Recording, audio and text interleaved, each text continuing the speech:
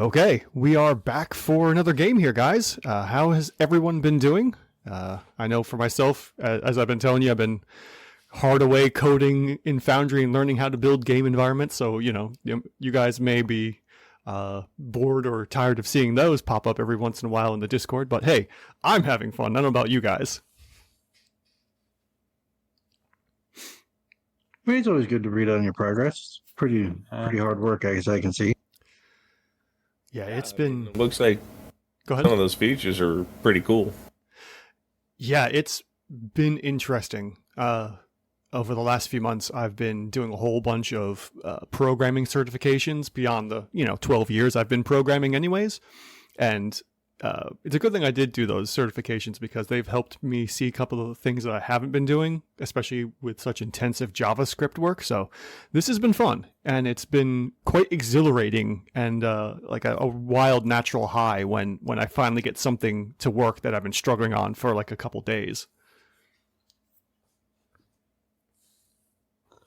So that's been fun. What's everyone else been doing since the last time we played?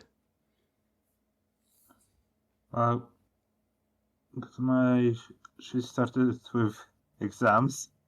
Oh. And drew the new semester. Okay. All right. Thankfully, it doesn't change that I will still be able to play with you guys, so... Well, that's good. I'm glad you're here, Herr Doctor. Well then, if there's nothing else you want to chat about, let's get back into the game then, shall we? All right, so y'all remember what happened in the last game here? Anyone want to recall that or not? We were doing spring queening. Yeah. That is definitely one way to put it. We looted everything that was available to us. Yeah, no kidding. Yeah, no one's in their homes. Let's liberate some stuff that we can use. I mean, this in the... That is very possible. That's what we do. We are kobolds. True. And of course, the greatest prize, the stuffed dragon head. Valid. I don't know what you guys are planning on doing with that, but it's going to be glorious, I'm sure. I mean, technically I do know, but, or maybe I don't. Who knows? Anyways, in the event, as you guys recall from last week, Merwick here was shuffling some stuff around, and finally he goes, all right, Shelby, look, I need you to just go over there. And then Haggett calls over Shelby, and they start wrestling or whatever. And finally, after a whole bunch of furniture being just horribly dragged across stone and dirt and whatnot, the door opens up for you. And you guys can filter on in. I wonder what the villagers' reaction will be when the giant dragon head pops out of the door. So, what exactly are you doing? You're wearing the dragon head for now, or how's this working? Well, from what it looks like on the map, it was mounted on the wall, so it's more like I'm carrying it in front of me, like paws below it, and most of the weight on my body, and the head is going forward. Okay. So Murloc sees you traipsing through the door, and it's, almost a severed dragon head just kind of walking in on these tiny, tiny little legs. And he just stands there staring at you, kind of agape, and then looks at the rest of the group here and kind of motions towards this severed dragon head walking in the door. What happened here? What's this? Forward!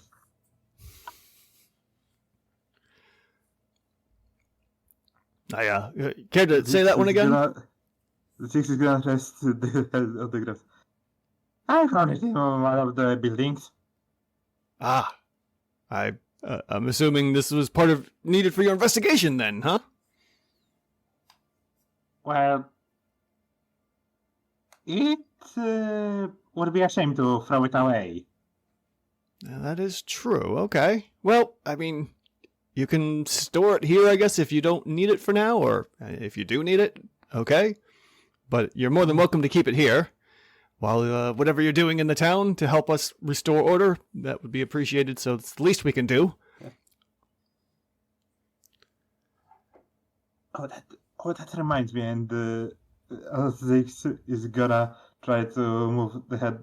He's gonna go to Terex and, this is better than I, and I give him the dried mushrooms. Who do you give the mushrooms to? Terex. Okay. Because Ziggs doesn't know, and he's just gonna slowly take the head and drag it along into the corner. Okay. So with that, Merwick asks, so you've been exploring the rest of the town. Did you find any more survivors? Other than those at Lots and Lots, there are no survivors that we found.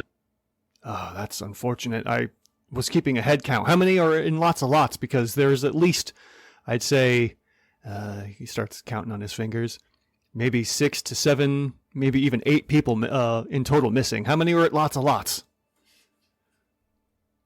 Just the shopkeeper, the guard, and his daughter and their daughter. Okay, so that's 3. So there should be anywhere between another 3 to 4 missing people, so... What about that weird more. old guy? You saw an older, some kind of a weird guy, too?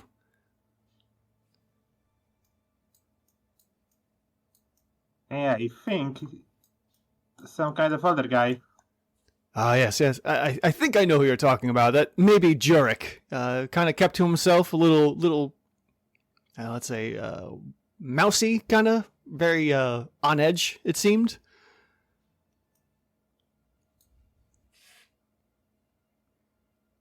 From what I remember, and this is from more than 2 months ago in real time.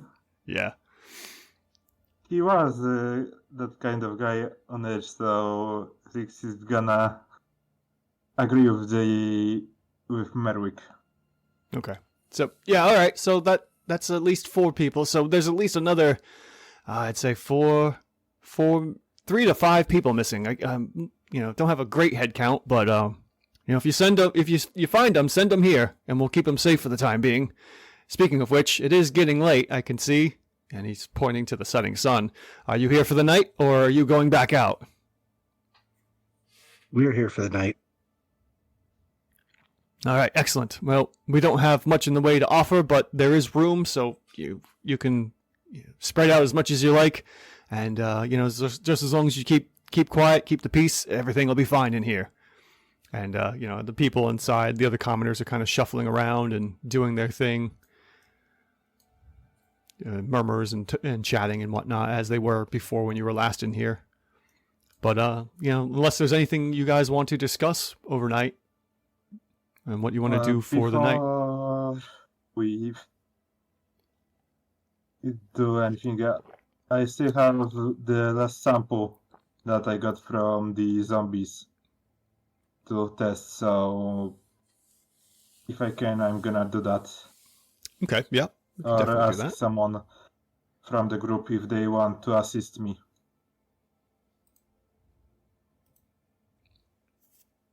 What kind of check were we doing with that before? Was that I think it was just alchemy tools to get... I don't know. Well, I don't know. Actually, a bit. It was to discover what we could use to fight off the infection, the spores, and so on in the blood. So that's kind of check.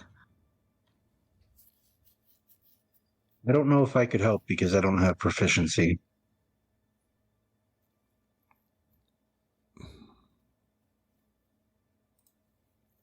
Okay, let me see something here. I think Terix has proficiency in Tinkers, thieves, tools, and glass blowing set. alchemist.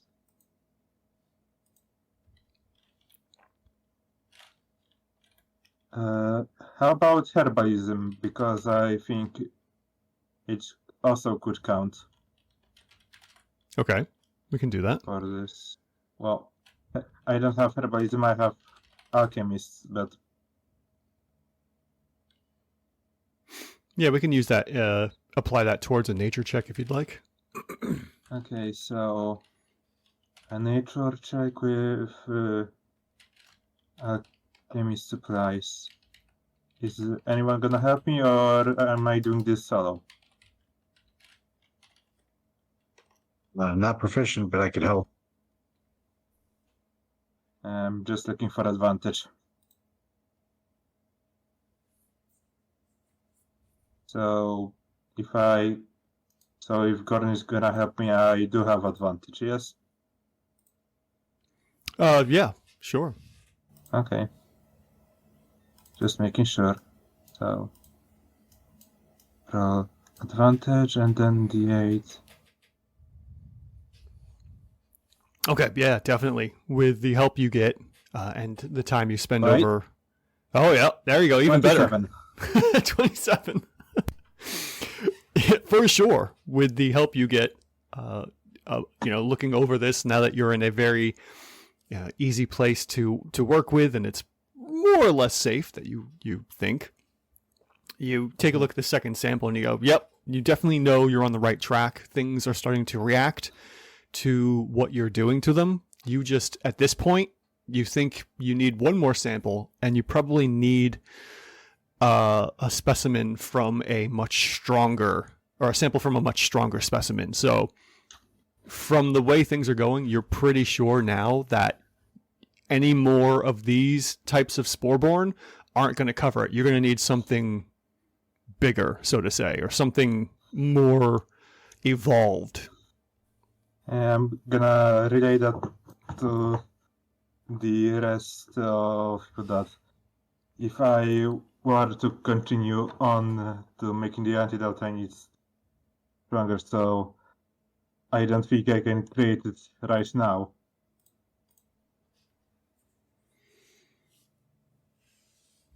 So, in other words, we need to hunt down a bigger mushroom head. Basically. Well, for now, let's rest, and tomorrow we hunt again.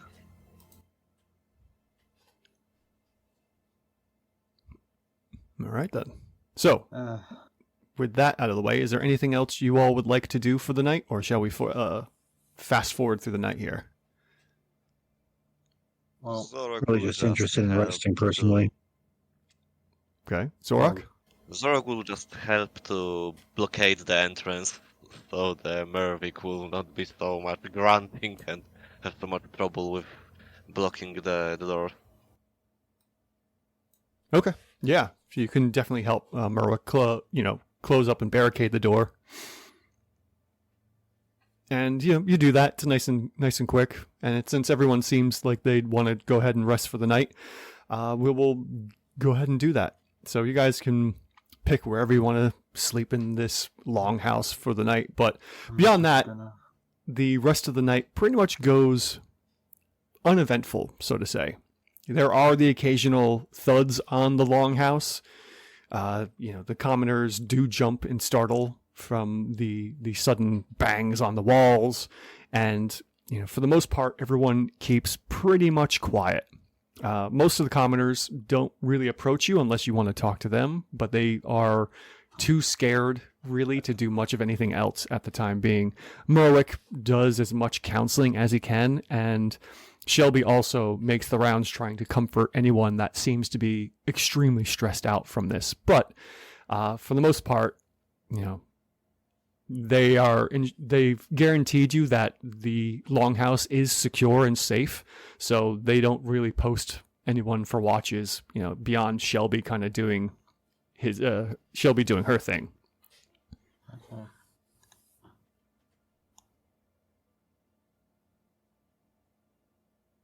So Go ahead. I guess we long rest. Yeah, go ahead, and you can click the long rest.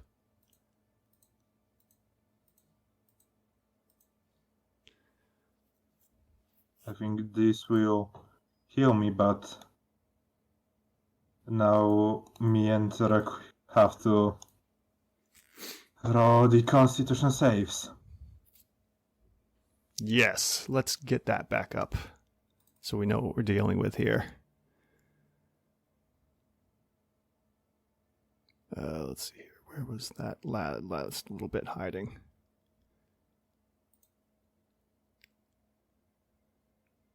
Okay.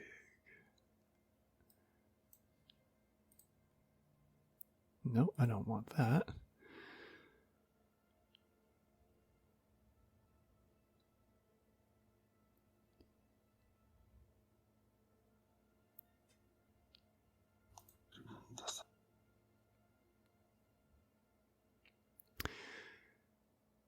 I don't remember where I put that in the book about all the, oh, I know where it is. Hold on. I can... There we go. Oh. Okay. So for the apocalyptic fungus that 2 of you are still affected by. So let's see here. Infected person, triggers. They make a save con or be infected, which 2 of you are. Can't regain hit points. Finishes a long rest. Must make a con save. Okay, let me throw that into chat real quick. I think you said that we can regain from magical, so I don't know if long rests apply. No. Long rests don't apply either, so that's the problem. So, give me a minute. I have to... Oh, there it is. Yeah, I'm very sorry. No worries. Yeah. You missed in on Zeke's walking in with a giant dragon head.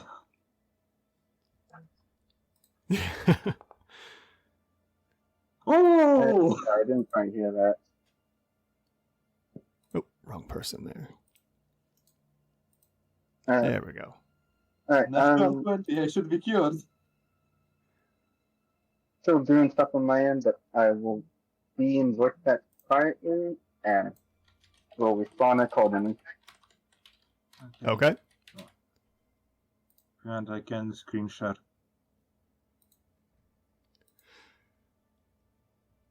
Okay, so, Zix, you save on your Constitution check. Now, here's the thing. When you save, you don't gain any levels of exhaustion from this. Let's see here. And then... no mundane or magical healing can return this creature.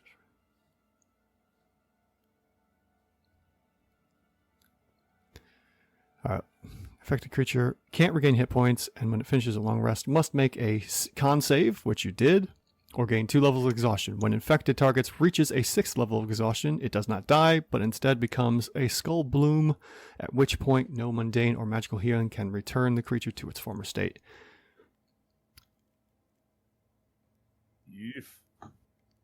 Yeah. Thank God I saved.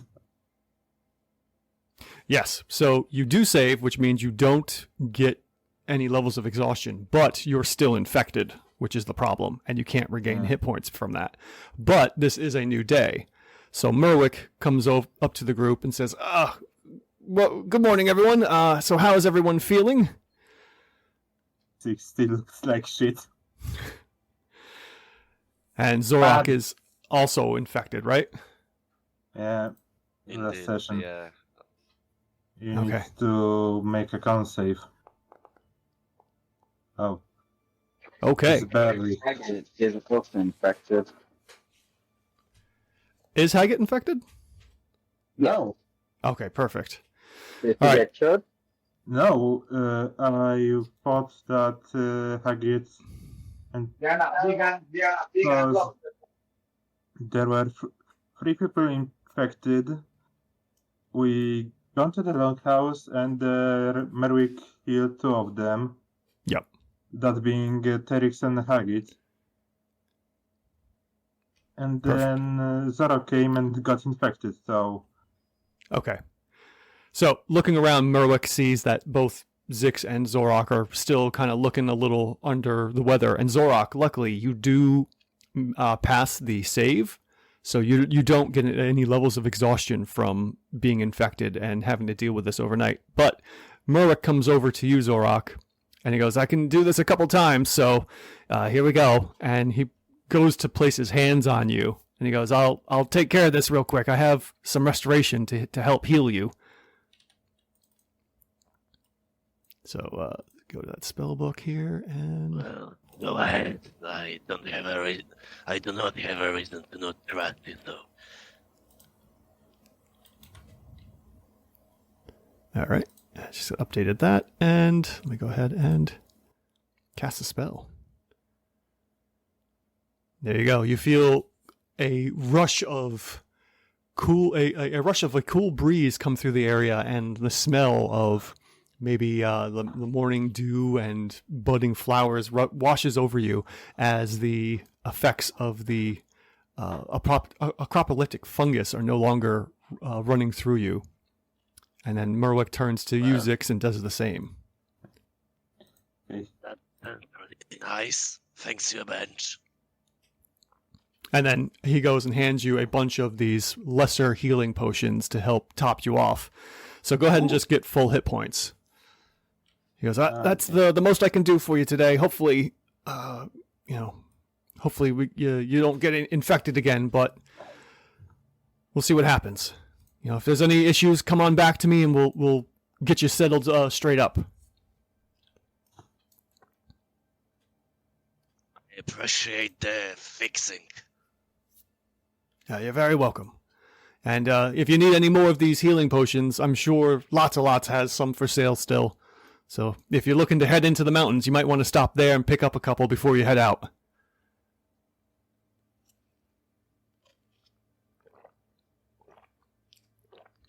And then Merwick kind of goes back to tending to the rest of the villagers.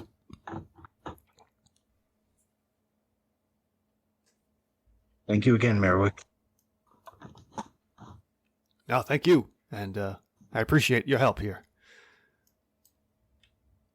All right, so what are you guys going to do? I don't want to be positioning as the leader, but if anything, we can go to the listeners to spend the rest of our coin there on something, and then probably my character would suggest that we should go to the mountain after we supply ourselves with everything we need.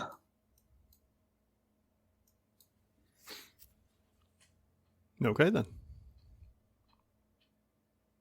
So often, lots and lots.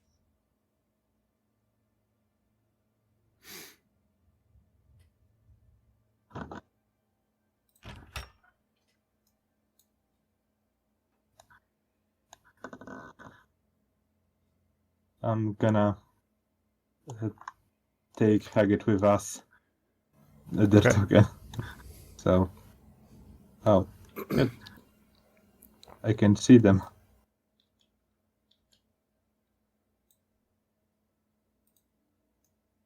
I guess they closed the...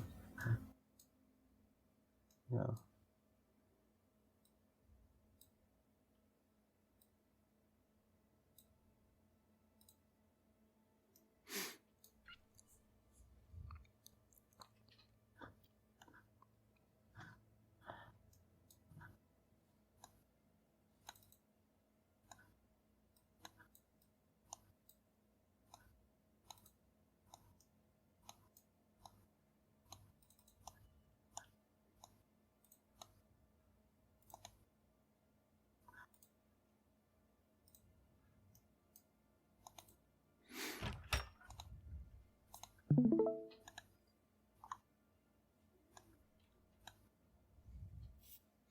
Okay, so purchasing.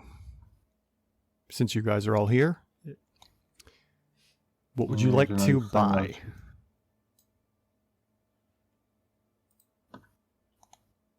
I've got one singular gold piece and...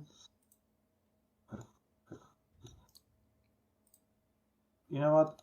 I'm gonna ask for thieves' tools. Thieves' tools. Okay. So you ask for thieves' tools. Go ahead. I got the pair worth 20 to 25 gold, so maybe. Okay. Yeah, you asked Stu about the thieves' tools, and unfortunately, he doesn't have any in stock. There's really no need for something like that here. He's like, yeah, sorry, we don't carry that generally. What if we encounter traps? Well, don't. Hopefully.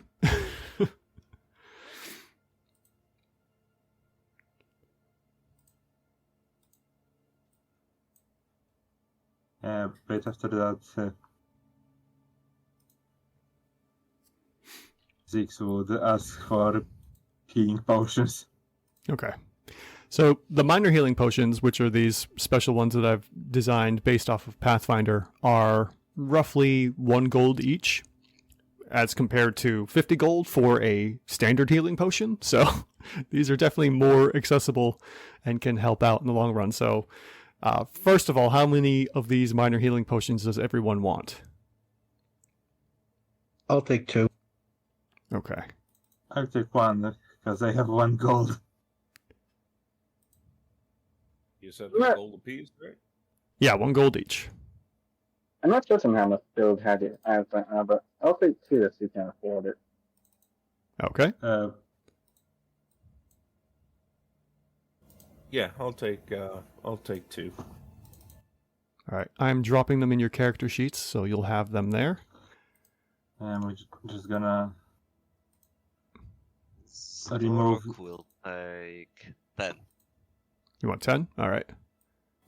Yeah, and Volgas will ask if they do possess some carpenter tools. Now that one they likely will have, considering the size of, you know, what kind of place this is. So let's see here. Let me get into that.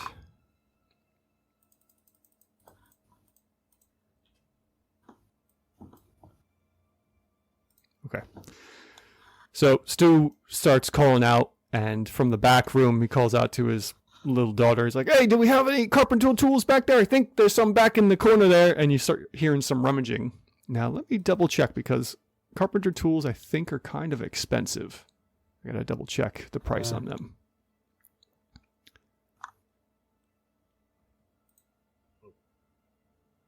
Let's see here. Not mean to do that.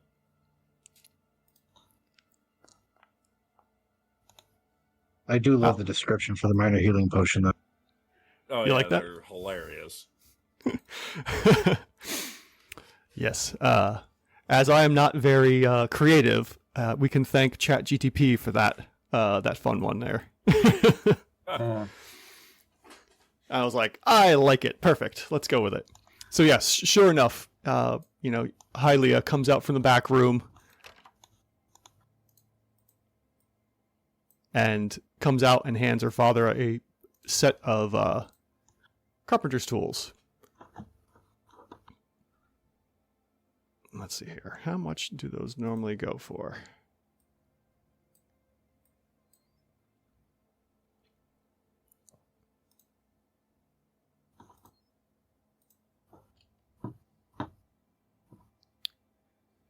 Weapons, and let's see here. Tools. Caltrops. Flasks. Okay, there we go. 8 gold pieces. Okay. That's my Stork will take it. Perfect. All right. I So, guess you hand over your pearl, then yep. you get 2 gold pieces in return. All right. And is there anything else anyone might want before heading out?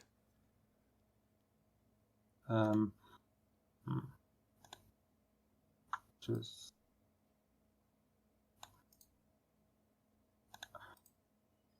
I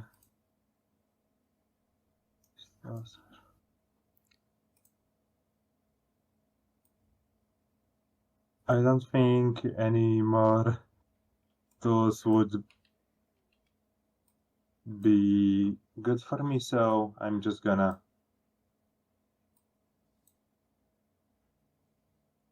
Okay. leave it at that. All right. Because they don't have Swift tools, I'm just gonna use my Tinker's tools. Okay. Who we find in traps. Sounds good. All right, and you guys head on out of town? Yep, let's head to the mountains. Okay. Let's see what the big bad evil is waiting ahead of us. All right, so then let's see here. Now I guess we determined our marching order.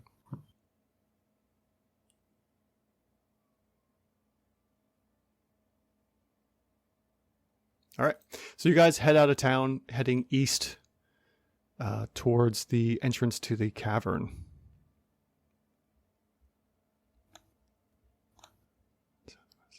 Weird. Okay. And yeah, you make your way over to the cave entrance. So let me go ahead and activate that.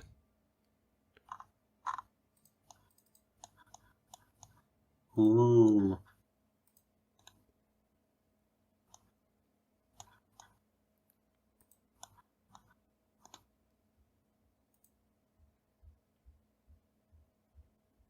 I don't think I didn't. Shoot. I didn't get anything ready for sounds, a sound file for this, unfortunately. Okay. We're running the kobold again. So you guys exit out of town, and luckily it's pretty early in the morning here. You've left and made your way. It's about, I'd say, 7 in the morning or so, as the sun is fully crested over any of the mountains or forest lines here. The area itself is pretty quiet. You don't hear any kind of birds chirping or insects trilling and what have you. There's really no sounds here, which makes this, beyond the wind that might come whipping through the area, kind of stressful in a sense, as all you hear, like I said, is the sound of the wind blowing through here. And you come up to the entrance and the base of this mountain here to the cavern. And as you begin to approach it, you see a rough-hewn archway bored into the mountain. Coughed up from the depths of the hole comes the light of distant torches, the smell of dying things, and the cries of folks perhaps already dead. Rusted blood cakes the rock all around. Yeah, blood cakes. My favorite. So it sounds like we have to prepare for an encounter. I think we should get into some semblance of a fighting order. Maybe. I believe Zorak will go up first. I'm happy with the position 6 is in right now. Agate will take up the front line as well.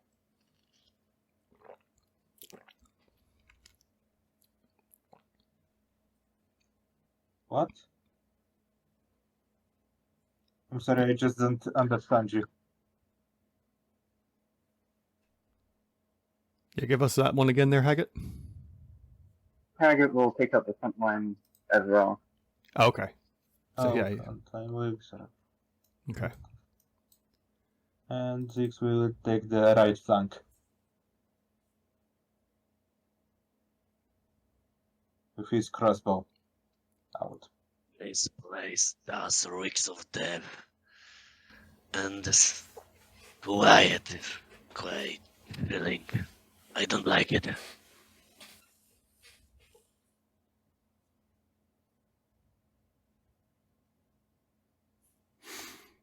Okay, so as you get close to the entrance, roughly about, I'd say 5 to 10 feet from the entrance, you see a sign. Now the sign is in some kind of a curly Q script and is in a faded crimson lettering that's been painted on this wooden sign.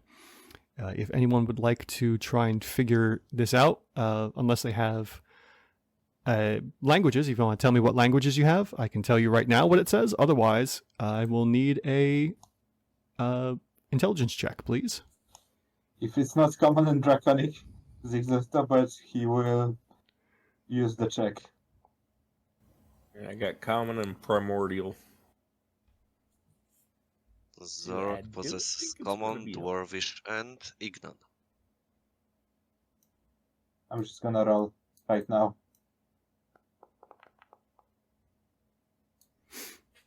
Bad. All right.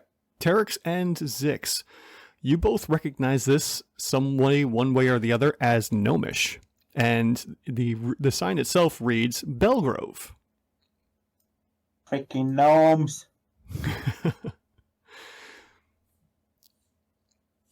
So if you guys want to go ahead and... Dug too deep and greedily. You guys want to go ahead and position yourselves a little closer? Yes. Yeah. Damn it. Oh, there it is. Okay. So as you get closer, to this, you see that there's an overturned barrel inside the cavern of the mouth here, or the mouth cavern, with a bunch of torches scattered about. On top of that, as you get closer, you hear the gnawing of something, like tiny, tiny sounds of something gnawing on something else. What do you do? think something is having a dinner in there. Is the barrel trapped? Could I see from this angle? Well, go ahead and give me a perception check. Or, give me perception. And since I'm looking if it's trapped, I'm gonna go out on this one. So I'm gonna take out the engineer. That gives me advantage on finding traps. I'm gonna take out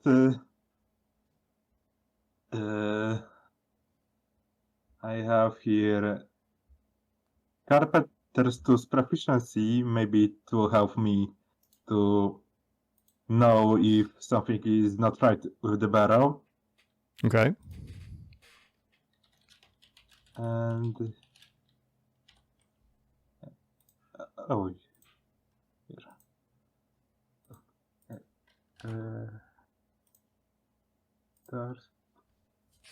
Yeah, so advantage. I'm asking for carpenter's tools, and I'm looking with perception. So I'm just running perception with advantage because that will count either way from the engineer. Oh, 20. And I'm just asking, do the carpenter tools apply in this situation? Not necessarily. I don't think they would, because the carpenter tools would help you either break something down or construct something. So I don't think they would, unfortunately. I asked if the construction was off, but okay. So, sorry. From what I can tell, they won't help me. Okay, so 20. Yeah, with the 20, you can easily see that there doesn't appear to be any kind of a trap in this cavern entrance here. So I say to the rest of the group that it doesn't look like a trap. Then.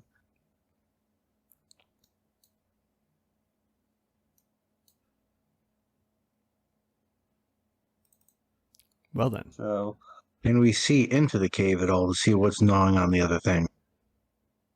Sure. Let's see here. What's your passive perceptions? There were torches on the inside, right? Yeah, there's an overturned barrel with about 3 to 4 maybe torches strewn across the ground as you get closer. My passive is 15. Okay. I think has it, but 14. Yeah, that's easy enough to see. For those with dark vision and that passive, you can easily see that there is a corpse-laden body on the ground of what appears to be a human woman, and there are a bunch of rats preoccupied gnawing away on this corpse.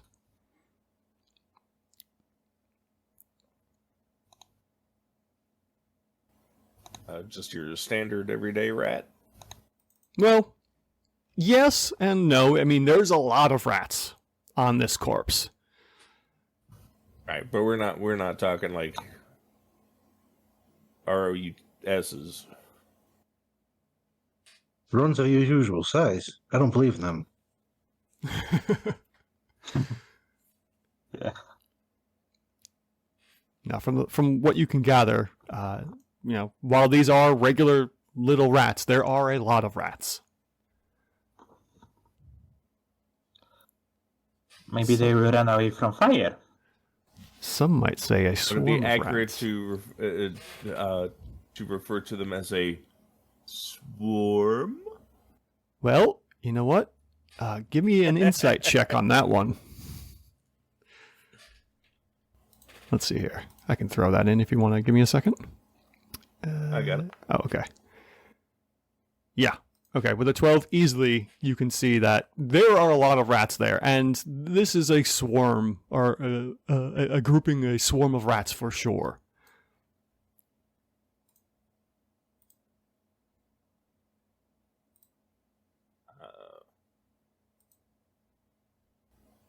That being the case, there's a good chance they'll be aggressive if we go near them, because that'll be interrupting their meal.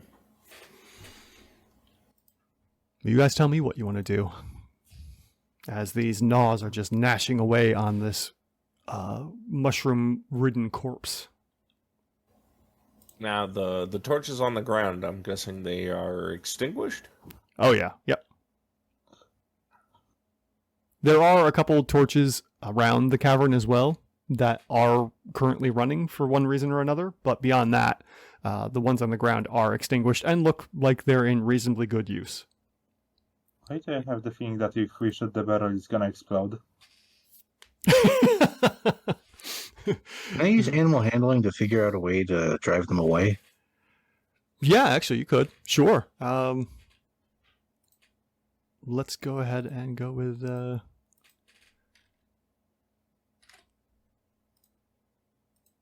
Go ahead and roll that check for me. Ignore me.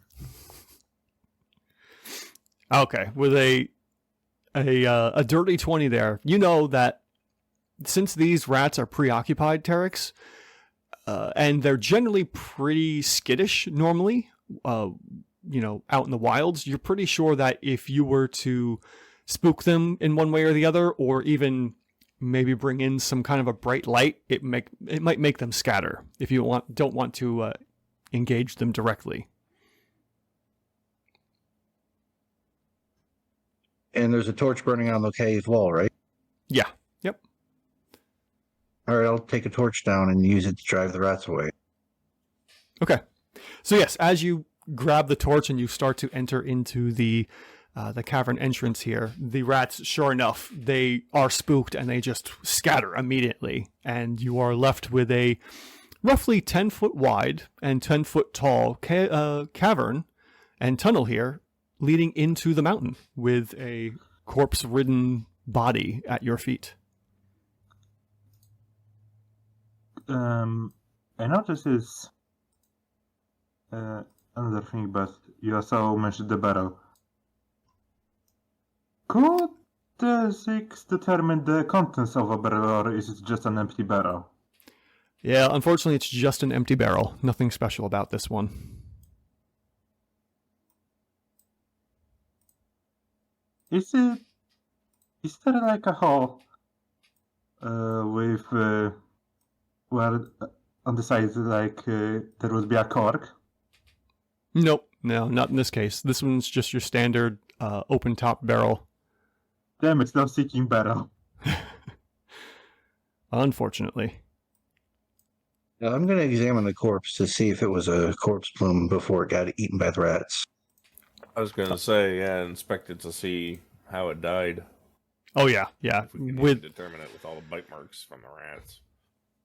yeah, from the looks of things, you are definitely positive that this was either on the way, like in some sense of some like form of transition from human to this zombified mushroom zombie, like yeah, this mushroomed zombie state. So it was in transition where it had died but didn't fully convert.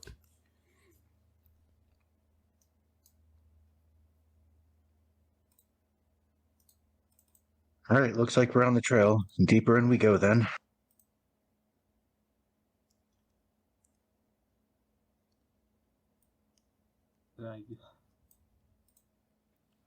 All right then. Yes. Moving into the cave itself. Oh. Whoa. My character will not be here. I'm just gonna. Yeah.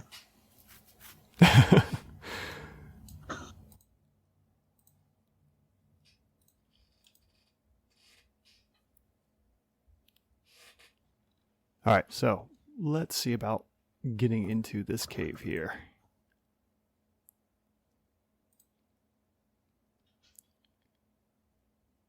I gotta look at something real quick.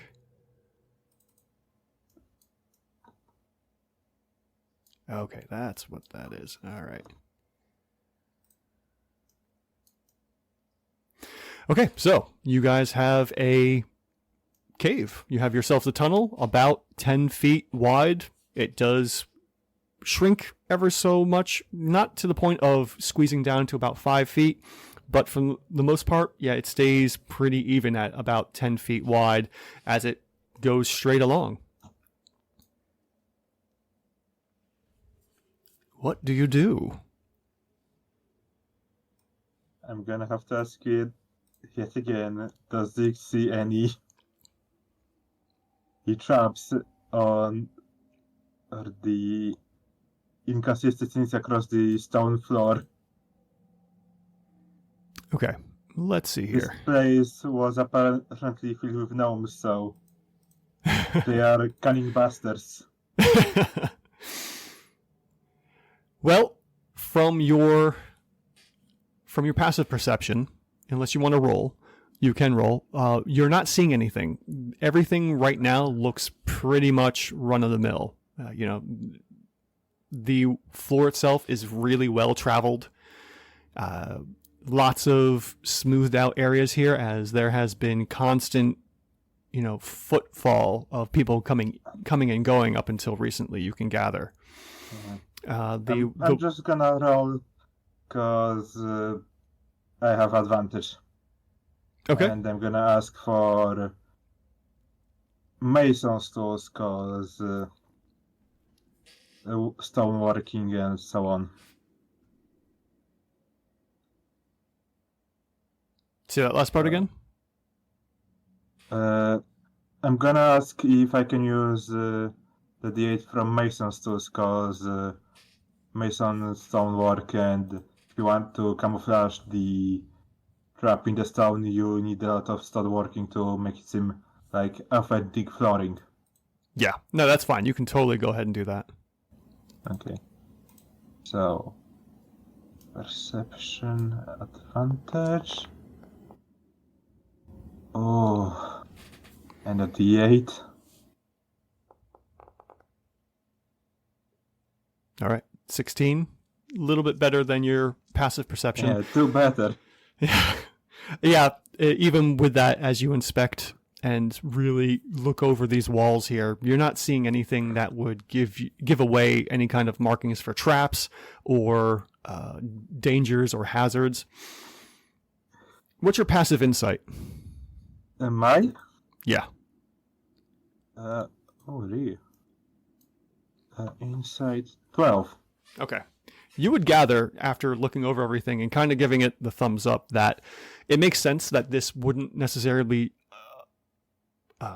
trapped, since there is or was commerce between Belgrove and Holgig, as the should have told you or didn't get a chance to tell you, there has been some kind of peace or whatnot between the two areas here.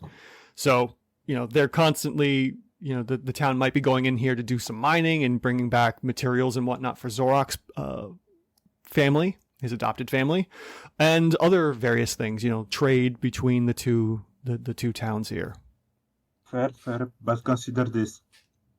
They were gnomes. True. So as you guys walk in, the kobolds, you guys have dark vision, but Gorn and Zorok do not.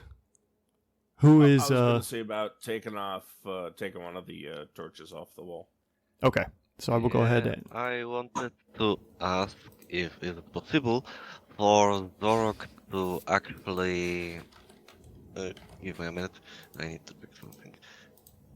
If would be possible for Zorok to use rope to attach the stir on fire torch to the blade, or rather in the middle of the blades of his axe.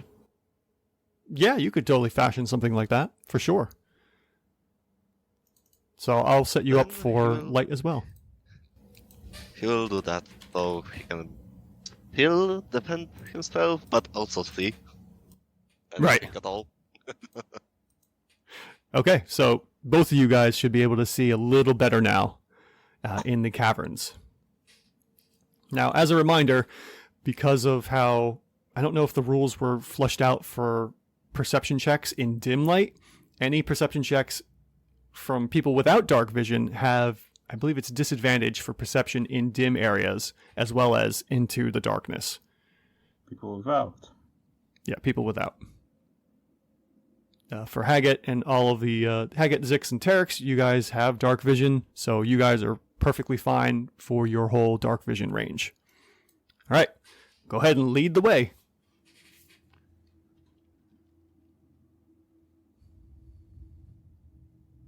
I guess.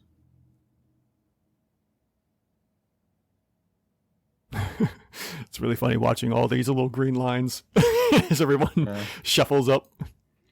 So as you guys are walking through here, I'm going to hold you up here for a minute. You hear the faint cries. I'd say as you were about part way down the tunnels here, you start to hear the faint cries of help. As you get closer to this corner here, you start to notice that it's getting louder. It seems like there's one distinct person for sure is calling for help here.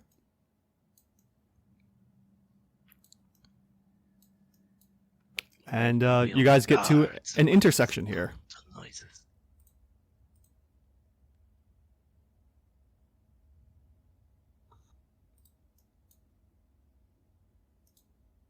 I guess. Well, which way do you want to go? Andrew, can I ask you something? Sure. Since we as the kobolds lived in this kind of underground tunnels before, could we technically determine from which way the cries for help are coming? Oh, sure. Yeah, I'll give that one to you. For sure, you guys hear the cries of help coming from this tunnel to your, which would be your left, right on the map. This way. Just pointing in the right direction. Which in this case is left direction.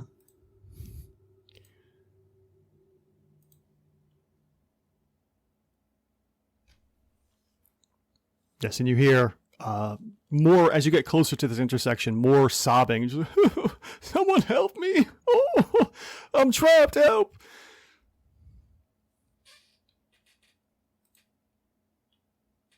I'm gonna stealth ahead. I'm gonna go stealthy and sneak ahead to see if I can determine what's going on.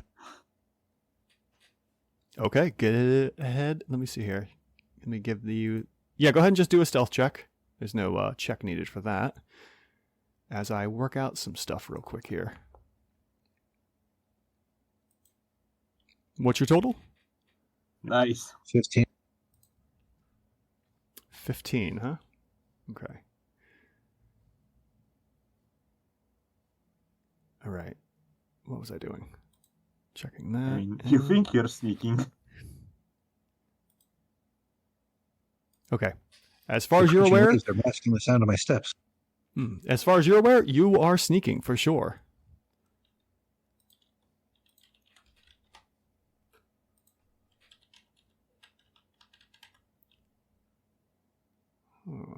Oh, wait, I gotta update something here. Okay. Let's see here.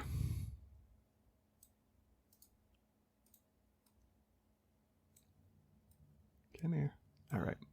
So as you walk into the, as you sneak up into this area, you see a rather interesting sight here. Up hanging in this area, and then let me get the actual data here. Bound in a net hanging from the ceiling is a man in rags. A man in rags writhes and cries out for help with a ragged voice. Below him, a humanoid figure, blossoming with mushrooms, circles about a pile of rocky debris. So, yes, you can see hanging up above 15 feet high in the air is this fellow up here. And milling about beneath him, which hasn't seen you yet, is a rather large a sporeborn here. Bigger and nastier looking than the one you've seen, the ones you've encountered in town. This one is disturbingly big and looks more dangerous for sure.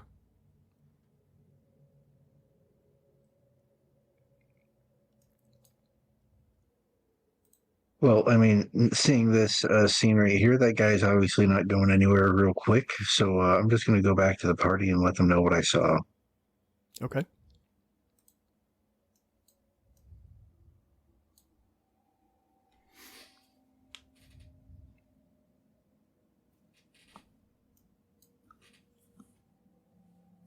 Well, did you find the source of the screamings?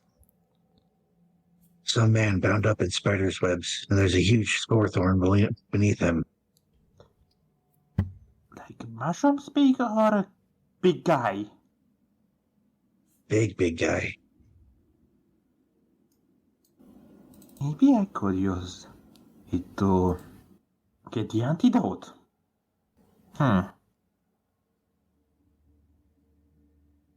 Well, we can try to sneak in and take him by surprise. And without Or we any can for now information. see the other pathways.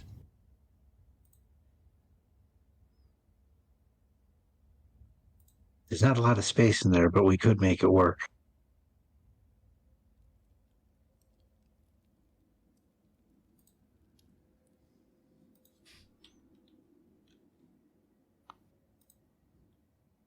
I say we try to help him. I say we keep the big guy. Okay then, do you want me to go first? I'm not the most stealthy of them all, but maybe he will not notice me. He did seem rather distracted, but I was being sneaky.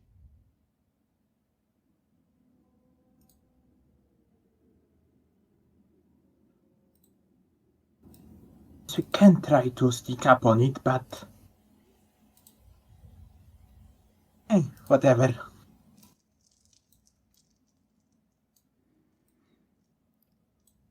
So what's the idea? You guys want to try and sneak up on this thing, or you just charging right in?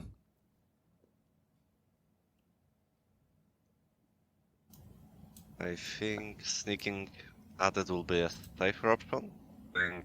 We don't know if there is anything more out there or something in the other pathways. Okay. But that's call for the whole group.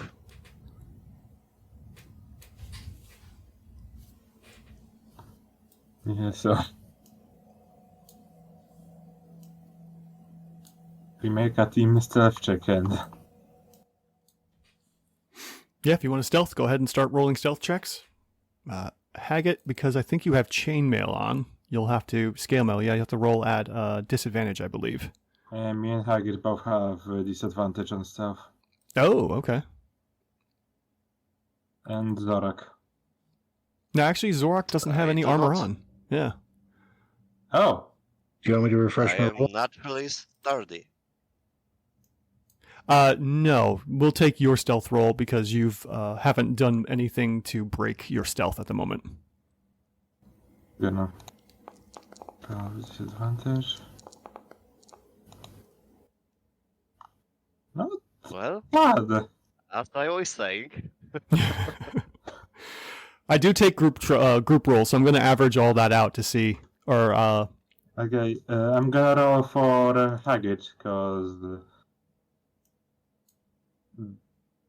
claim that was not here at the moment, so okay. from what I remember, he does have the mail. So, Yeah, he'll have disadvantage on the stealth check. Ooh.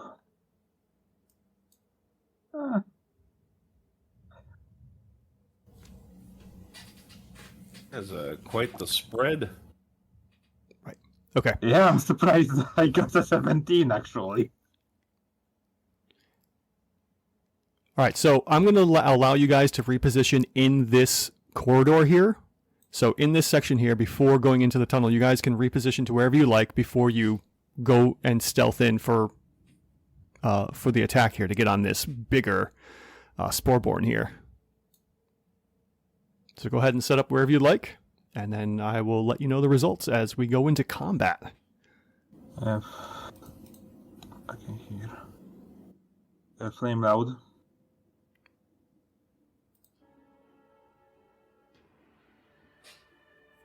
Flame, you there?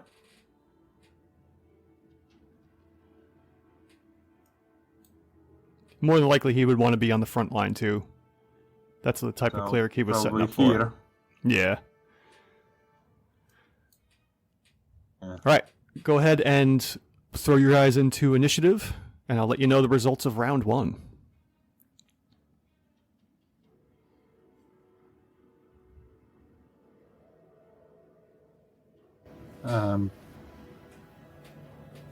I keep forgetting how to initiative. Right-click your token, and then click on the crossed shields and the shield to toggle your combat state. I've got Yep. Haggett in there. Definitely got a very solid initiative.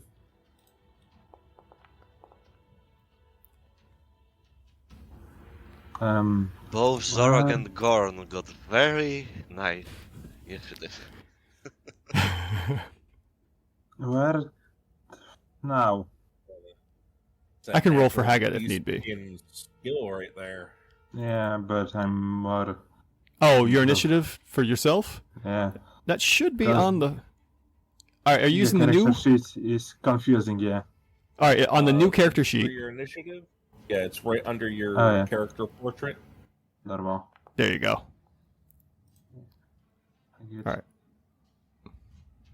Initiative, normal. Okay. Let's begin combat. All right. So, first to go is Terex, followed by Haggett, Zix, the Sporeborn, Gorn, and Zorak.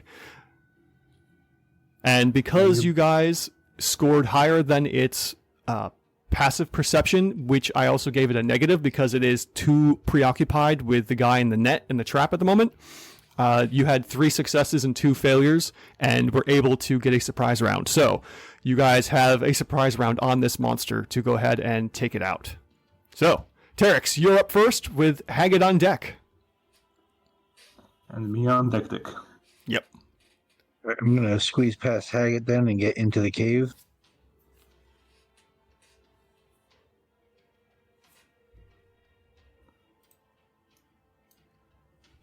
And then I'm going to take a shot at the Sporeborn. Go for it.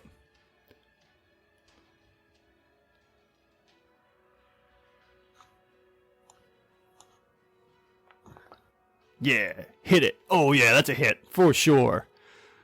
Well, All actually, right. that's an advantage, isn't it? Yeah, because it's surprised. Oh yeah, that's right. Go ahead and give yourself another attack roll there to see if you get a critical. Nope, still hits though. Go ahead and roll damage.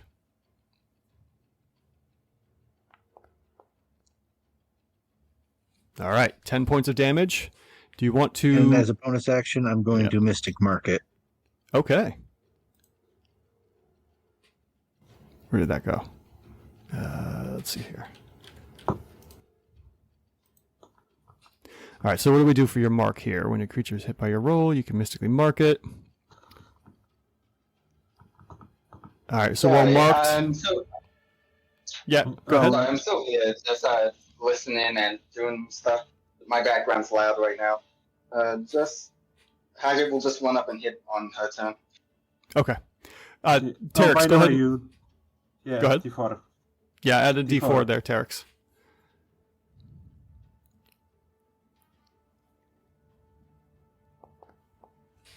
All right, an additional 2 points of damage. There we go.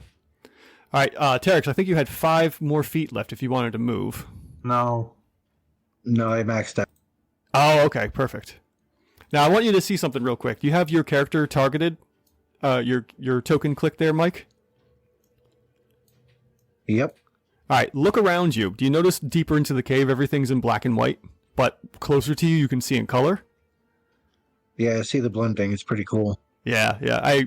Anyone that has dark vision, you now have proper black and white dark vision. So anything out in the distance will be in, monochromatic. Yeah. Yeah. I'm like, all right, cool. I like that. Okay, Haggett is up next. So Haggett wants to rush up and clobber. And bunk.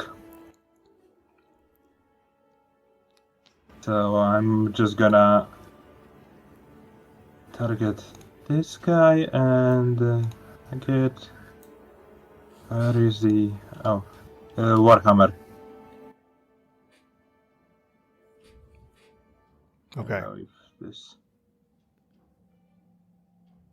I don't. I can't Oh, really. Yeah. Yeah, how do we get Haggett to target?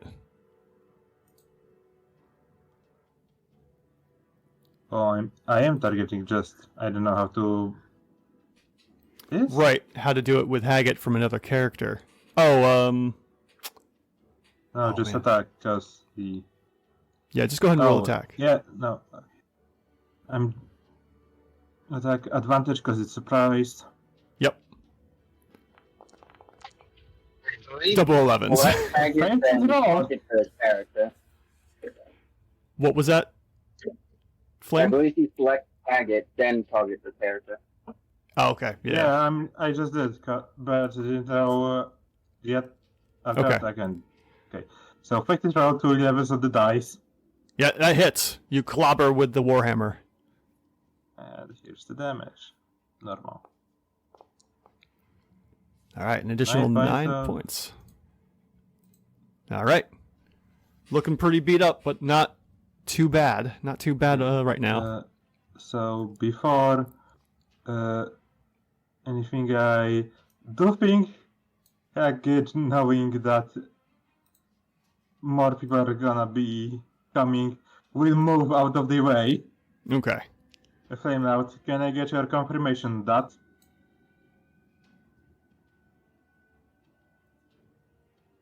Yeah, I mean, it makes sense. You can just reposition the Oh. 5 feet. Yeah, I cannot move diagonally because it will take 10 feet thanks to the Pythagoras we have, so... There you go.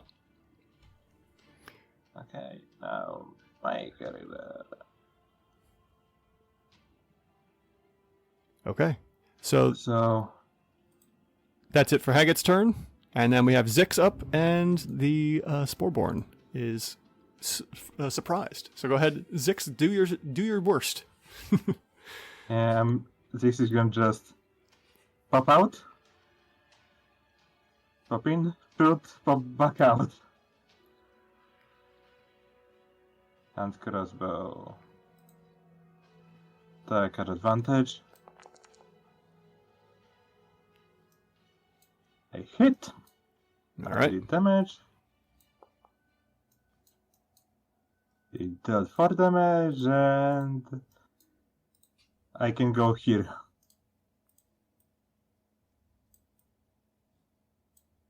And that's my turn. Nothing as a bonus action. Okay. And then that would be the Sporeborn, but he is surprised, so doesn't get a go. And then, let's see here. So he's no longer surprised. Oh, hold on. I'm going to see something. So you missed with the crossbow? No, I hit. Oh, you did for hit. 4 Okay. damage. Oh, right. Okay. Thank you. Apply damage. There we go. Very good. All right. Up next is Gorn. Gorn, you're up. Then Zorak on deck. Can you imagine what goes through the head of this guy? Because he just a freak about to run up and beat the shit out of the spore board. Right. And it's no longer surprised, right? Technically, it's still surprised.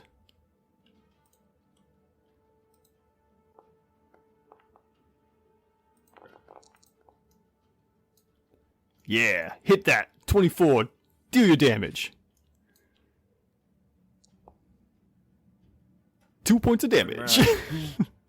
All right. It's some kind of magic. All right, that's It's Gorn. some kind of magic, all right. Zorak, you're up. Terek's on deck for round 2. Well, in that case, I'll centrally move closer. I think I have enough. Yep, just right. Just enough, nice. Just enough. I will first use my bonus action to wind up.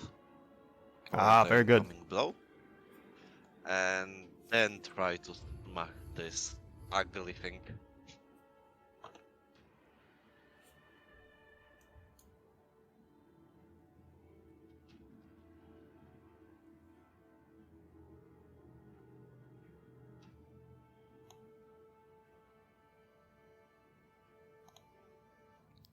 Okay, so in the chat box there, you can click on the attack now that you have it targeted. At least you should have it targeted, Yes, I think. yes. Oh, okay. And I do still put advantage, right? Yes. Because it's the surprise round. Oh yeah, 23 definitely hits. And damage.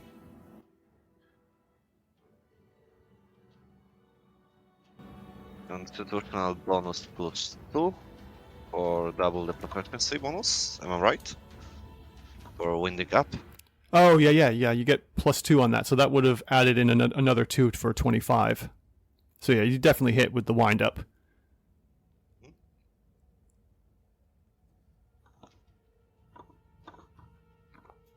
Oh, max damage. That's what I like. Nice. That's what Zorok. Certified bonk moment. Yeah, just massive hit as Zorak comes rushing in and just cleaves down hard on this massive bloat blossom Sporeborn here, bigger than the other ones you've seen before, dealing it insane damage and bring it into a critical state as it is just gushing blood in this surprise round. As we go to Zorok round... will- Go ahead, yeah. After hitting, Zorok will give like crocodile-like cackle that is similar to what crocodiles do. So Oh, that like real so guttural... enjoy the hunt.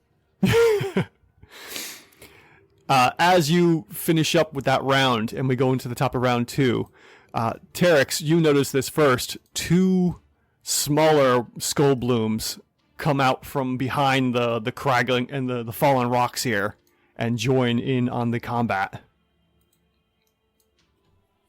All right, you're up with Haggard on deck and then these 2 smaller skull blooms. I'm going to reposition for a better shot on the Sporeborn. Okay.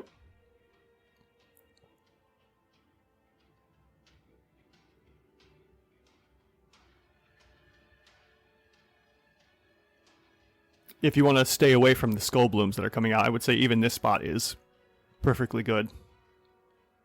I know, I still got movement. Okay.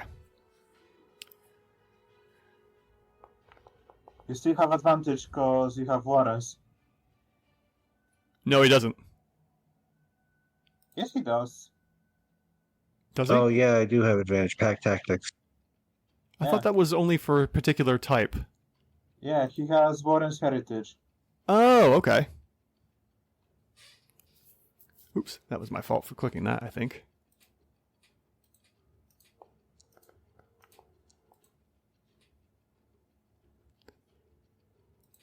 Okay, that will definitely hit.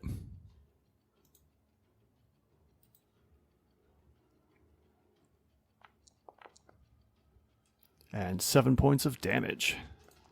Plus an additional 3, so 10. Excellent. Did it take it? How Where did- stop? oh. There we go. This massive skull bloom, or sporeborn I should say, is looking worse for wear here. Alright, that is Tarek's turn. Haggett, you're up with the skull blooms next.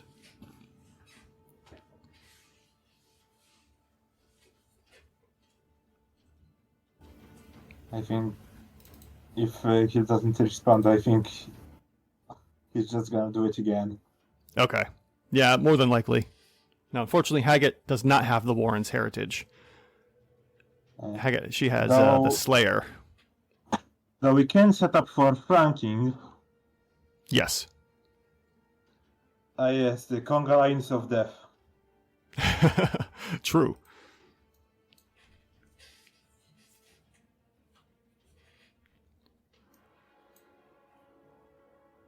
And as you guys start the next round up from up top, you're like, "Oh, thank you all so much for coming to help me.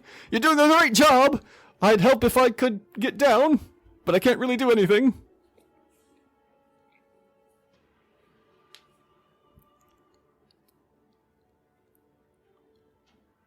I'm just gonna reposition target, so Okay. and actors target for hammer. Now it should be here. Attack with advantage, cause flanking, Oh yeah. Big hit. 21. and damage. All right. 8 additional points of damage to this bigger one here. And I do believe that is everything. As this massive sporeborn just falls to the ground dead. Finally! All right, Haggett still has some movement if you want to reposition her. Okay, first off, I'm just gonna remove targeting, and now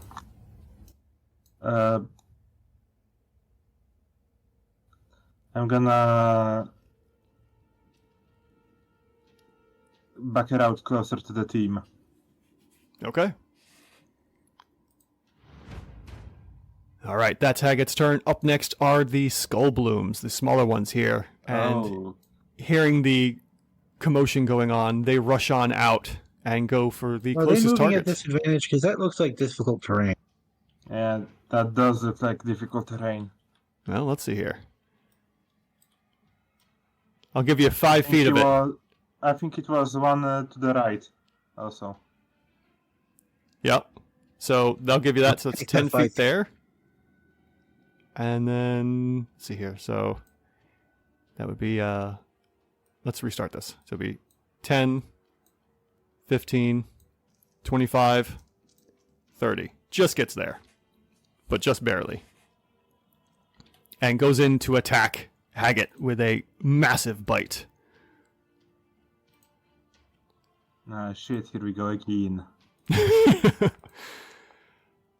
But with a 19, that definitely gets past Haggett's armor and shield, unfortunately, and deals I'm gonna roll your constitution. 7 points of damage.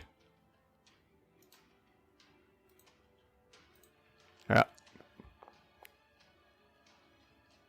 Okay. And this shit again. So here's an interesting... Yeah, no, we have 1 point of luck right now. That is a fail. So unfortunately, Haggett is now infected with this apocalyptic crud again, the apocalyptic fungus. So coursing through their body, they can no longer be healed, unfortunately. All right, so then that is that Skull Bloom's turn. And we move on to the next Skull Bloom, who sniffs around and sees Zorak, who has been untainted, well, untainted to hopefully be retainted by the Skull Bloom again. So that's going to be 10 feet, 20 to 30 right there. And that's as far as they can get. Actually, hold up. They have an ability called, I forget about this, Instinct to Pursue. And that, as a bonus action, they can dash towards anyone unaffected with these crud. So that's going to give them another chance to get up there and target Zorak. Oh. Forgot about I that. see that you're approaching me. Come on, give it all. And goes in for a bite. I can't beat the shit out of you without getting closer. Oh, that is a critical miss as this Skull Bloom like fumbles out of the rocky areas and the difficult terrain and just kind of stumbles through and can't quite get at you with its bite. All right. That's all you got, you'll win. Here's the prey. Just Zix. rolls out. Zix, you're up with Gorn on deck. I think I'm... If I stand here, would I be able to shoot the Skull Bloom next to Zorak? That would be at a partial, like, it would be like half AC. If you were Okay, to shoot so- here, I would say that's a clear shot. Okay, you- so I'm here and I'm gonna have a clear shot. I'm gonna have advantage cause pack tactics. Oh, yeah. Take any advantage you can, please. Oh god. Okay, so you have an 11, and you have no No luck. luck. Surprisingly, that is still a hit. Congratulations, roll damage.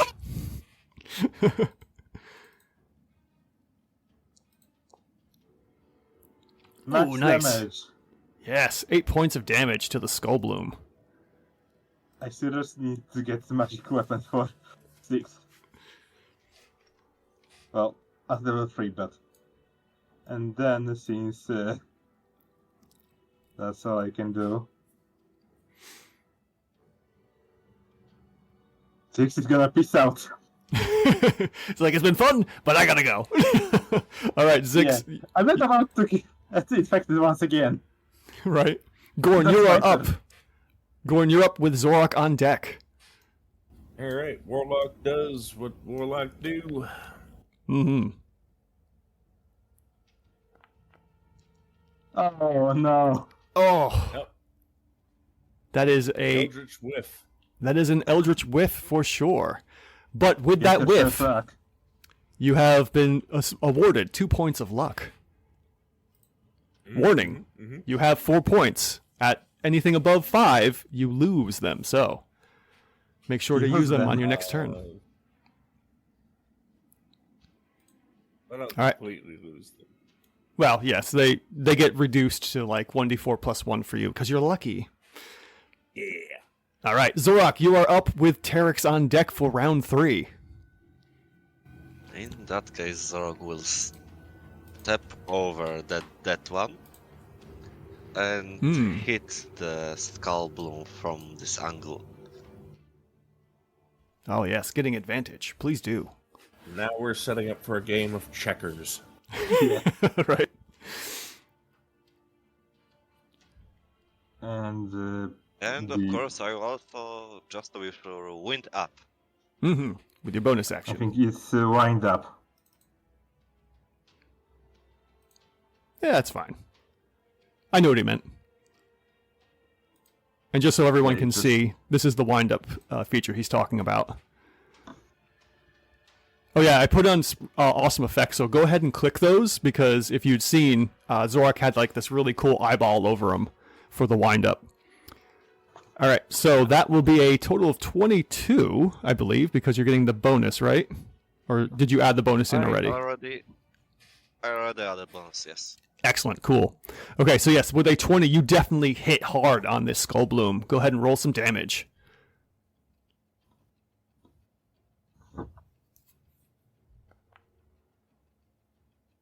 All right, 6 Not as points. much, but still always a damage.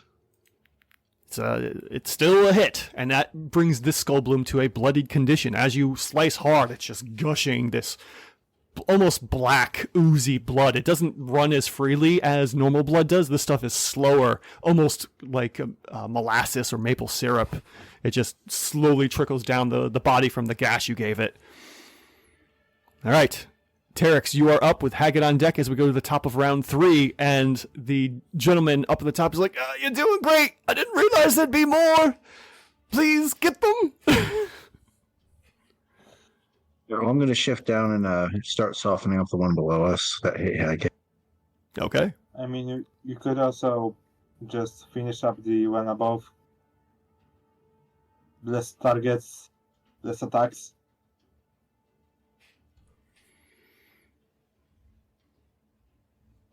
With that many other people are going to go before it, it don't make much of a difference. I know we're Less all targets. going to miss. Just me. Okay, 18 does hit for sure. Go ahead and deal damage. Nice. 10 points of damage. Strong. All right. It's a good hit, and you hear just a thunk as the arrow just collides with this zombified mushroom body. Strong hit. Anything else? Finishing your movement? Yeah, I'll get out of the way again. All right.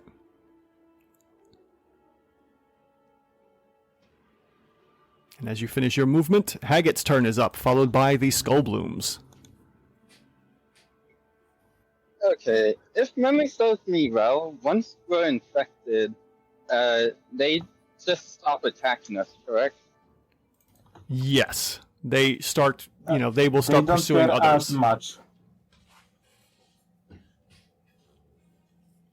The big guy's still up? Nope, the big guy is officially dead.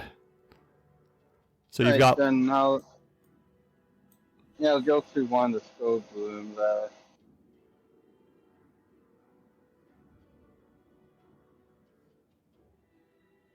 The one above is currently being flanked by Zorok, so you would have advantage.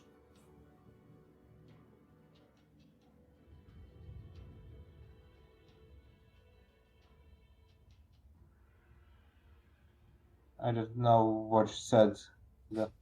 Yeah, my phone connected to the skull internet. I'll run up to a skull boom and attack. You can pick for me. Yeah, okay. He's letting you pick, Hair Doctor. So go ahead and... And I'm gonna pick yeah. the one that gives you advantage. Great. That I'll be right back. I need to make a call. Okay. Warhammer. Go ahead and set that up. Perfect. Just gonna... Oh, wrong. First attack, then damage. Oh! There it is. We got our first natural 20. Second! Technically. A second. This was Yes. on my side. There we go. Yeah, that's right. I forgot about that.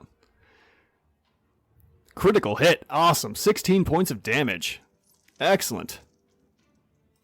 And with that, the crunch is so hard. Let me get you out anymore.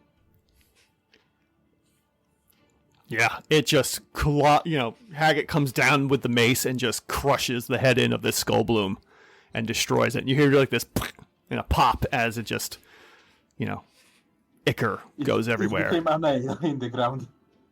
True. Up next is the last remaining skull bloom with Zix on deck and sniffing at Haggett, seeing that Haggett is no longer infected, shifts one and goes after Terex. Terex, you are being attacked. Run away, guy.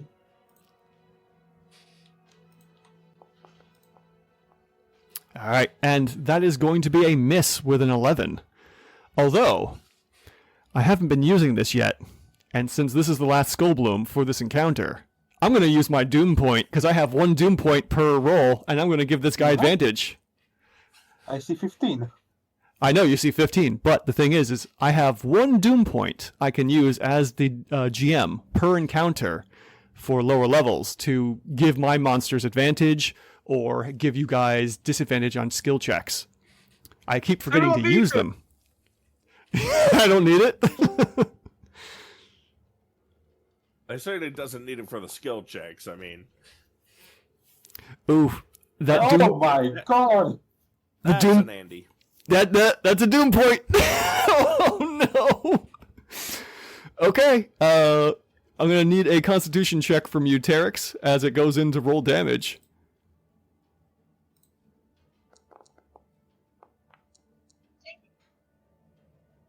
Okay, so Check out that kobold. hold I up used here. My luck points on Terex. You wish.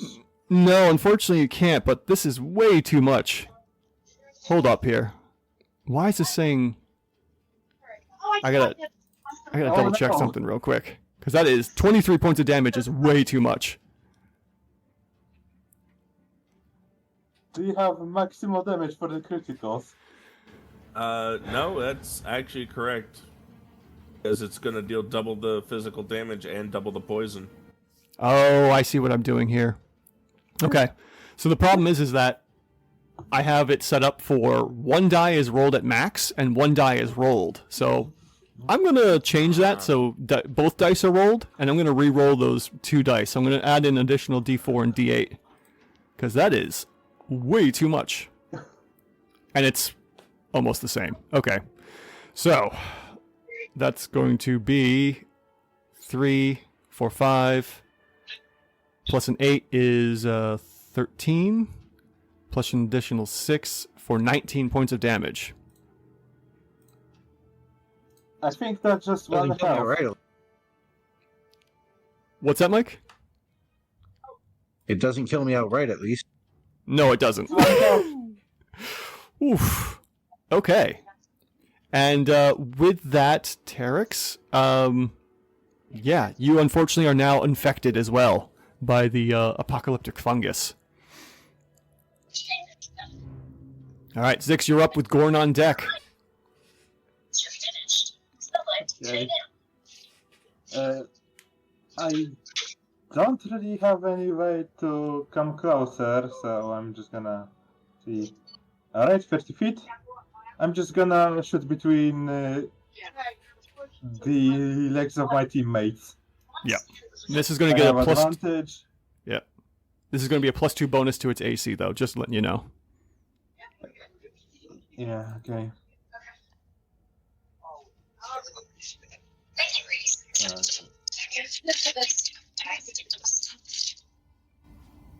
Goes up. Attack. Advantage. Oh god. Okay, so let's see here. That's a Unfortunately, miss. yeah, that is a miss. Unfortunately, as the shot goes wide, as maybe someone moves during the attack, and the arrow gets deflected ever so slightly. But you do get a luck point from that. I'm not Yeah, I gonna get a move. luck point too. Yeah, Oh, right, because you failed the save. Yes, you do. I would give him 2 just for the crit. And Haggett also gets 1 as well because she failed the save. So, Gorn, now it's your turn. All right, Gorn, you're up with Zorok on deck.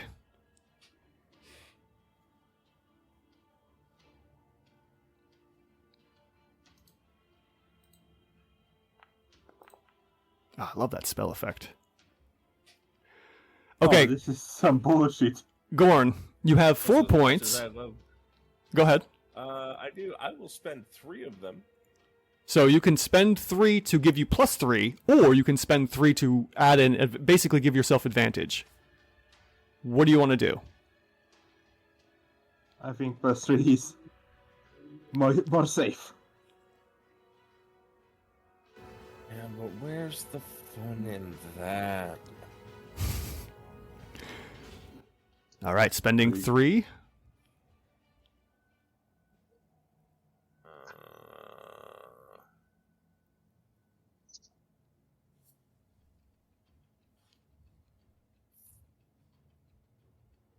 I'll just do the +3. Okay, so the 8 turns into an 11 and just hits. Go ahead and roll damage. I'm just imagining the Eldritch Blast bouncing off 3 God. random rocks. I'm And retiring hitting the the fucking dice. kobold. Time to pick a new color, huh, Gore? Huh there, Eric.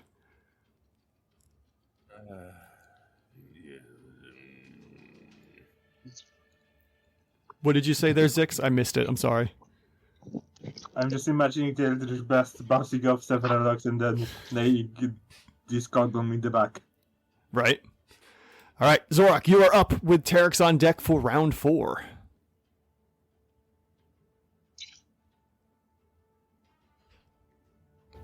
Well then, let's move.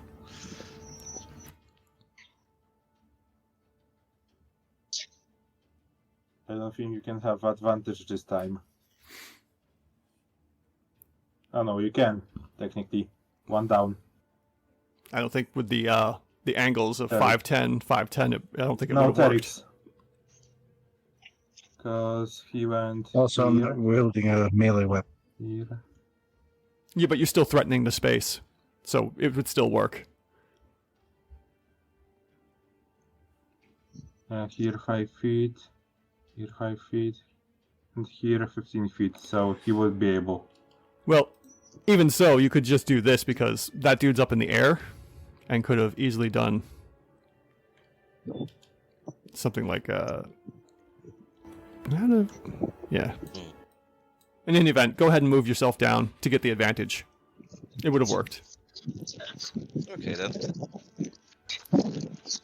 So let's hit that bastard.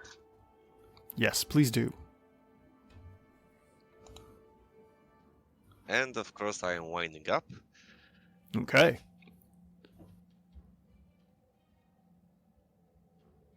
Advantage with a +2 circumstance bonus.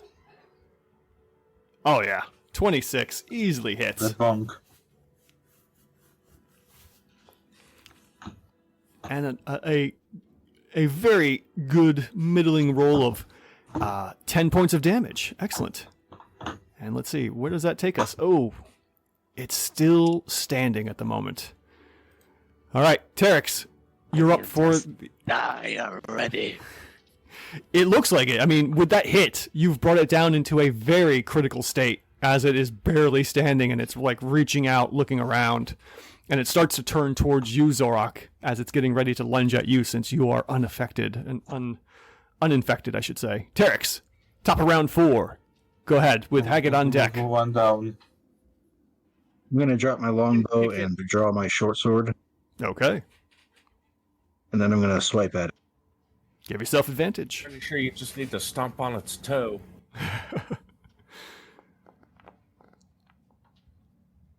Ah, yes, with a 24, that does connect. Go ahead and deal damage.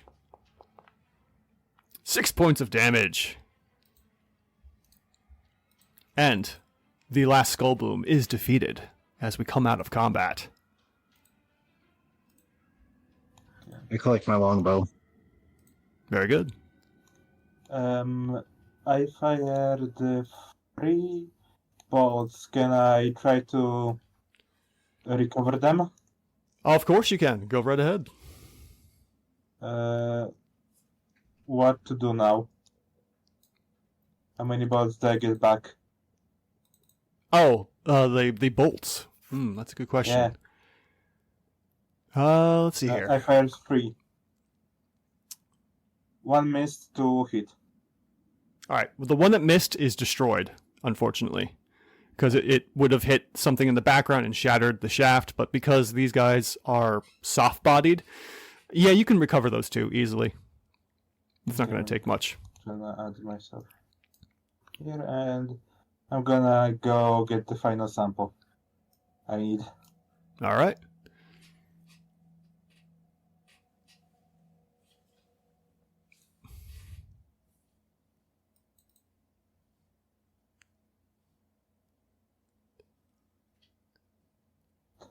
say, alright. I can try making another. I can try making another shot at the antidote. All right, so go ahead and what check are we doing here? I'm just saying that because right now I don't think we have enough time or location to do it. Mm-hmm. And just Six can point out, oh, what about this guy? And he points up. He's like, yeah, if you could just let me down. I mean, I've been following the rope, and it looks like it's back behind the rubble, over roughly about here. If you could help me out with that, it'd be great. Or we can just shut the rope and no more Skogum will come out. No, please don't do that. That wouldn't be great. I'm just looking to get down as safely as possible. It would be super great. I'm pretty sure there's nothing back there. I can see from here there's nothing there that I can see.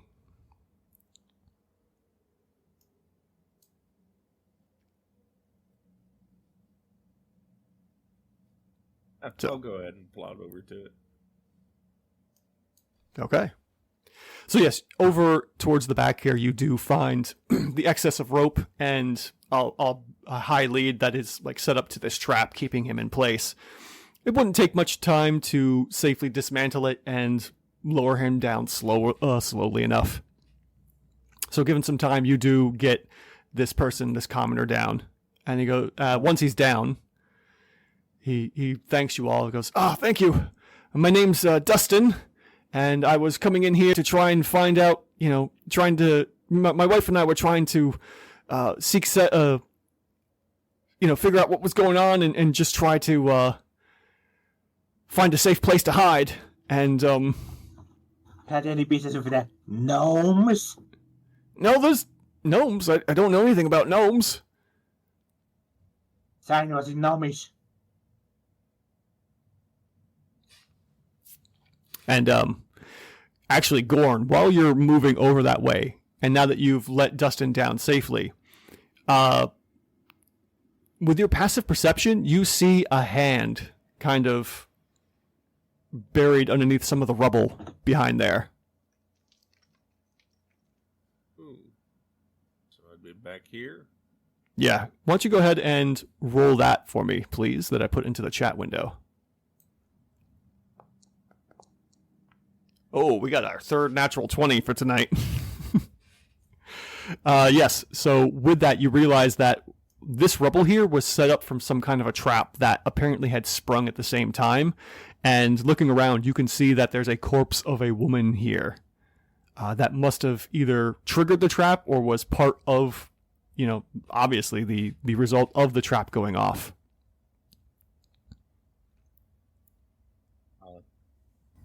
I'd imagine it's well and crushed. Oh, yeah, And yeah. not like someone trapped underneath it. No, not at all.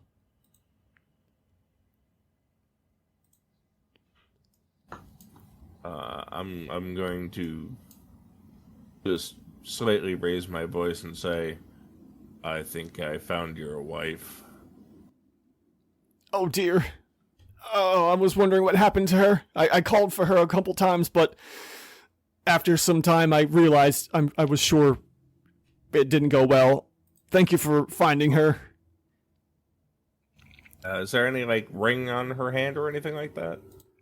Well, now that you mention that, as you look around, in the rubble, you happen to notice, ever so faintly glinting from the light that you have around you, something kind of gold shining. Yeah, I'll grab it. Okay. And you pick it up and you notice that it's a decent sized gold nugget that you found. With your passive insight, you would think that maybe this is why Dustin's wife was back there. And he starts to cry when you explain that you found his wife, and he goes, "Oh, my poor Sala. I don't know why she went back there."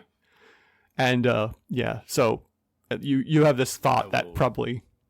Go ahead. Silently slip the nugget into my pouch. Okay. He doesn't need to know it was a greed thing. I know there Although are traps here. I will take a cursory glance just to see if there's any others. Looking around, you don't see anything else with your passive perception.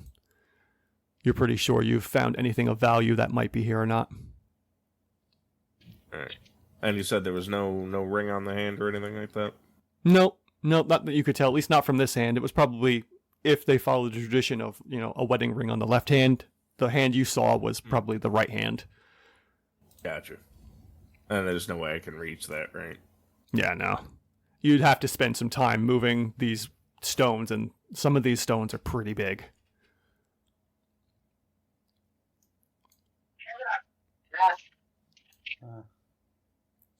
I would say that if others want to fortify position or go outside for a while, I can try to get the final recipe for the antidote ready, so I can at least try curing it with the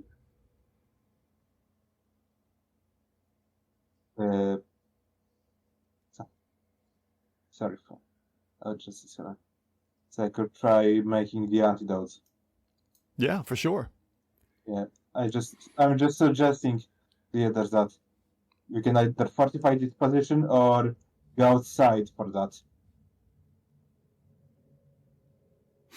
Because it's no way safe here. What does the group want to do?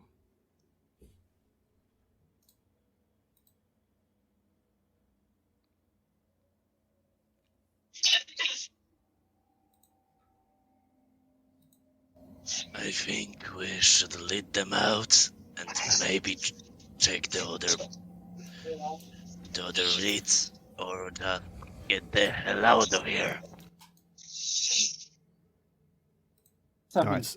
I want, but maybe if I get the recipe for the antidote, we can cure Hagit and Tarit from the bite. Don't go the bite.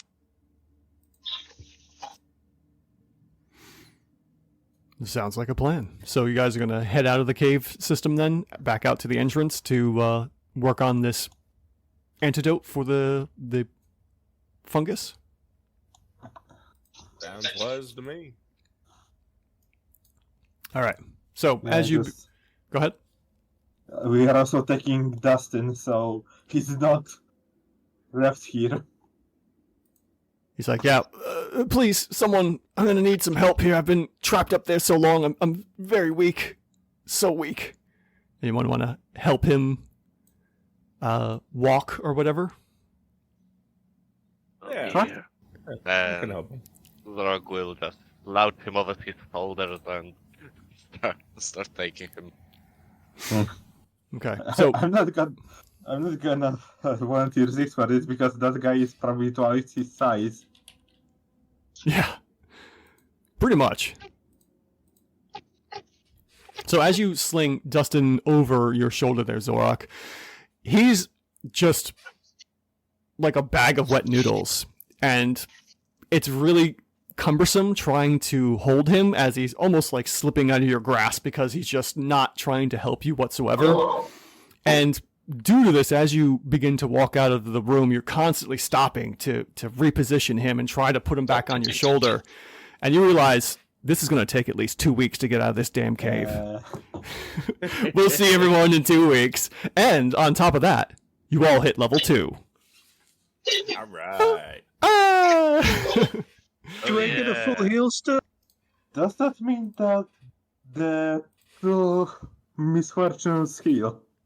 Thank you so much for watching this episode of Tales of the Valiant with the Everside Questers Bravo team. If you like what you've seen, go ahead and drop a like, throw a comment in the comment section, and subscribe to see more crazy antics and other adventures for the group here. If you want to see more campaign antics and silliness from my group and our campaigns in any TTRPG that we offer here on the channel, go ahead and click on one of these links here and enjoy yourselves. Until then, we'll see you next time.